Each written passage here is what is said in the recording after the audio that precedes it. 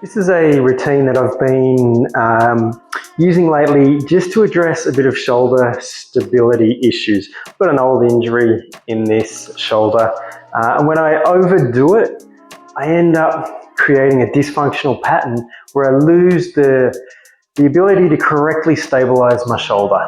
I end up tightening up through the rib cage and just losing a lot of strength and power through this arm.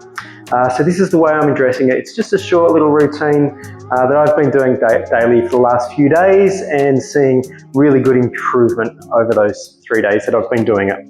So I'm just starting with a rolled up mat. It's just a rolled up yoga mat. I'm going to place that right in the fold of my hips. Then we're going to lean forward and come down into a kneeling position. Because of my knee injury, full of them, I can't actually sit down on my feet, but I'm getting as close as I possibly can be. If you can rest on your feet, feel free to do that. I'm going to relax through the spine and let the head hang down. You can see my forearms, elbows are underneath the shoulders, forearms on the ground, and I'm just relaxing and hanging into this. Now, if you're not used to opening up the back of your rib cage while you breathe, then this is going to be a real struggle because we're compressing it through the front of the torso, so we're almost forcing the back of the rib cage to open up, which is exactly what I want to do in this situation, because I want to target the ribs around this shoulder blade area. The way that I'm going to target that is folding over, relaxing down, and from here I press the forearms into the floor.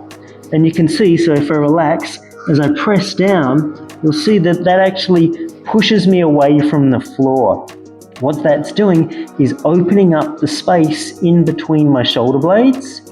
And here I'm just going to do 5 to 8 breaths in through the nose, out through the mouth. They're relaxed but full breaths, and I'm directing the breath into the space in between the shoulder blades.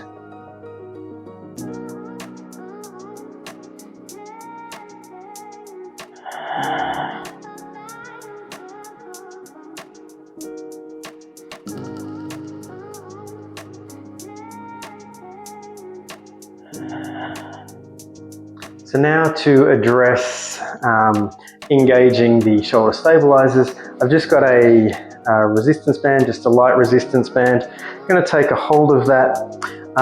Want to engage the core, so I'm thinking about filling my pockets, pushing out in all directions. I push out through the front pockets, push out through the back pockets, but keep my floating ribs anchored. I'm not turning into a flaring rib cage. My floating ribs stay anchored, but engage tension through the core. Elbows are in nice and tight. I want enough give on this resistance band. When I keep my elbows in, I'm able to pull the wrists slightly wider than the elbows in this position. Making sure that I'm also centered my shoulder blades. I'm not aggressively pulling them back and down, just not letting them round forwards either, so they're centered. Elbows in nice and close. Pull the wrists apart, hold for 5 seconds.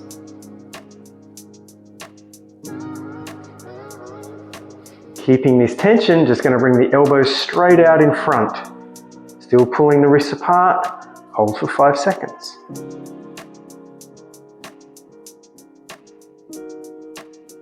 And then drop back down. Now I'm just going to do a combination of the last 2 exercises. So I've got a foam block and my stretchy band again. The setup for this one, going to hold the block in between my elbows and take the strap, the resistance band. So again, I've got enough slack that when I pull, I can have the wrists wider than my elbows in this position. The setup from here is to come in, have my elbows against the wall, or my whole, really the back of the forearms are against the wall, but my elbows are low. You can see they're dropped down below the shoulder height. I'm not straight at shoulder height, I've dropped down from here. Standing upright, meaning I'm not with my feet back and leaning into the wall, but my weight is really over my feet. I'm just made contact with the wall with the forearms. Palms pointing towards my face.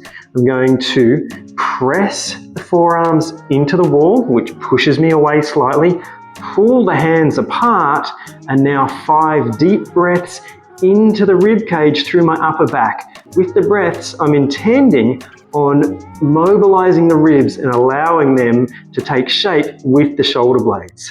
So breathing in through the nose, a long, relaxed exhale through the mouth.